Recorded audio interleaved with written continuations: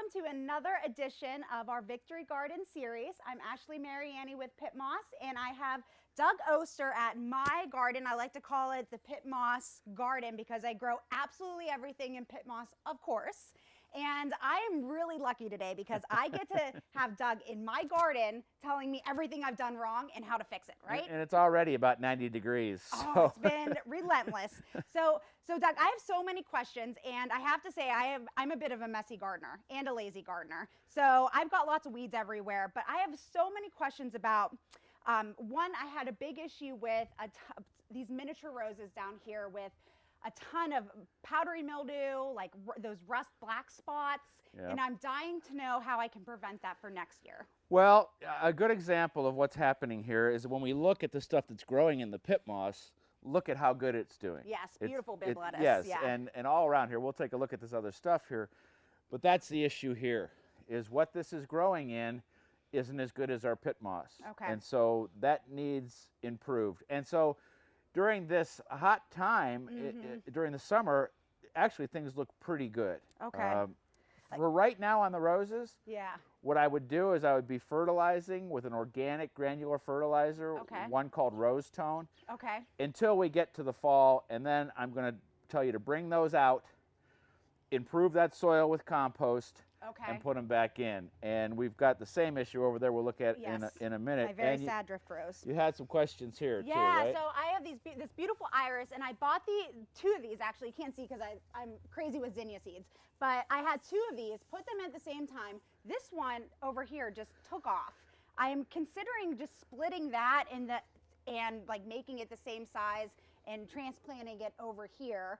I don't know when's the best time to do that though. Well, the thing with irises is, in general, we actually do it in the middle of the summer. It's one really? it's one of the only plants we do that with, but with 90 degrees, no. Okay. Let's wait until we get a break in the weather. It goes down to the 80s. We get a cool front coming through. I would lift both of these out. I would just dig in a bag of compost there, a bag of compost here, split these up, put them in some other places around here. Okay. Every time that you move this plant or any plants, we're always amending with compost, or it could be compost and PittMoss yeah. would be a good combination. Especially if you have a lot of clay, right? Yeah, the PittMoss is going to get it nice and light. Yep. You'll have some nutrients in the PittMoss, but Yep. the compost is also going to give you a little bit more. Just will hold the nutrients for you a little bit. A little more power to it. Right. Yeah. And then in the middle there, it looks like we have a hydrangea. Yes. And same issue is that we'll take that out in the fall. We're going to amend all this soil. Okay. You know what? Now that I'm thinking about it, if we're going to take this whole bed out, let's just wait until the fall. Okay. Let's leave this in until we get towards the end of the season, end of August, early September. We'll pull this stuff out. By that time, your zinnias will probably be done. Yep. We'll put in about 4 big bags of PittMoss and some compost, and then we stick this stuff back in and we water it.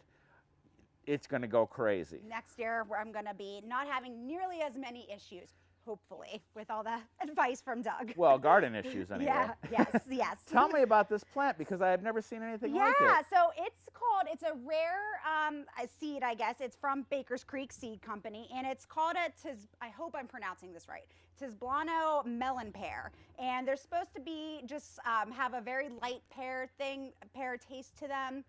They only get about like this round, so almost like a ground cherry in a way, like kind of just a unique little fruit that's in between a melon and a pear. That's pretty cool. I can't wait to see that. I like to grow something a little funky every year. All right, let's take a look at the rest of the garden. Fantastic. I've got some other ideas for you. All right. Well, these look amazing. These are all filled with PittMoss. I figured. Of course, of course. And what I like to do is, as much as like a no-till, I guess you could say, environment, like every time I go, I try to keep whatever good stuff has been created. I'll like shake the roots off as much as possible and really just undisturb the soil as much as possible. And I really think that really helps keep a lot of life going in these raised beds. This looks great. You've got some arugula going to seed. Yes, I do. You've got some great looking tomatoes. Cabbage here. Now I have some browning on my cabbage, and I can pull a leaf here so people can see. Is that just a watering, a heat issue? Because obviously cabbage is a corner plant. You know, that cabbage isn't going to make it. It's Don't tell me it's that. just, you know, it's got too hot too quick. Yeah. You know, so you got a problem there. But you've got some lettuce also that's starting to go to seed. That needs to be picked. Yes. I would pull the arugula out unless you want to let it go to seed. I am, just because it's fun. All right. I can, yeah. But the tomatoes and tomatillas and peppers all look great, but there's a plant in there I don't know. Yeah, so this is my safflower. So I had the idea that I would create a lot of saffron. Well, I was very mistaken, because this is what they like to call a fake saffron. But it really is just, it's a beautiful flower, but it really doesn't have a ton of purpose. It will like brighten up your food like saffron does, but it doesn't have that distinct flavor. If you had that and it was all saffron, you wouldn't be working for PittMoss anymore. I You was would trying be to rich. corner the market in Pittsburgh, but you know. All right, we Ashley, do. we have a problem here, though. Yes. Oh gosh, I'm seriously having rose issues. Yeah, this is watering and nutrients again. Okay. As soon as we get a cool spell, it's the rose tone. Okay. And then again in the fall, we're going to lift these. We're going to put that PittMoss and compost in there. We're going to put them back in, and we're going to have roses that are going to be so beautiful, maybe even before winter. You never know. Oh, really? And I'm very excited to see this tomato plant. Yes. Okay. So I don't know, our last video that we did all about tomato cuttings and how that tomato cutting from a grown plant is going to put off that first fruit like it's ready to go. You were so right. The first thing to grow a tomato is my early girl transplant. And they're packed with tomatoes. I mean, that's just they a are cutting. gorgeous. Yes. Maybe a month ago? A month ago. I mean, unbelievable. So you were spot on, and I am a big believer in cuttings now. So oh, wait till next year. Wait till next year. I know. It's going to go crazy. I'm going to even more tomatoes. These are great size container. Yes. I got these from northerntool.com. They're just galvanized steel It's a great way to do it. Yeah. I would be watering more. Okay.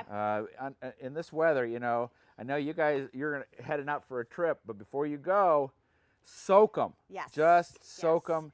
And I am so impressed with these containers, but there's some containers over here I'm not so impressed with. They've got great PittMoss in them, but they're a little small for the plants you're growing. Okay, let's go see what I'm doing wrong.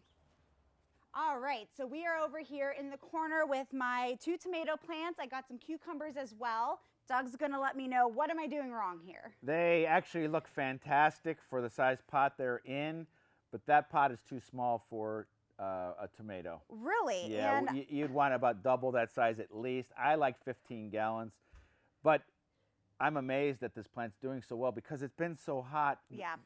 The thing is, that's a twice a day watering job there with that size container. And who has time for that? You've got to pick this. You got to pick this I know. cucumber. Look at my cucumbers. So, and I have to say, I really feel like it is doing so well because it is in the PittMoss. But I have, cucumbers like crazy here, just all over the place. And I love cucumbers because you never realize how much fruit you have on them until you start poking around. They are so curly this year, though. You can kind of even see they're just these really odd shapes. Water stress. Water stress. Too small of a container. You can see it just by the color of what it is. The nutrients are here in the PittMoss. It's just without the water, the plant can't uptake it. Yeah. But I'm telling you what, for the size of the container, they look wonderful. I'll take it. I still got a cucumber salad coming my way. That's right. Awesome. Well, thank you so much, Doug. I could not have even imagined what to do with some of these struggles. I know every gardener, especially first-time gardeners, are so worried about messing up and screwing up, and that happens to the best of us. So as long as you have some great tips, a great friend to help you along the way, hopefully some of these tips also helped you in your garden as well. Can I have a cucumber? Absolutely. All right, we'll see you next time.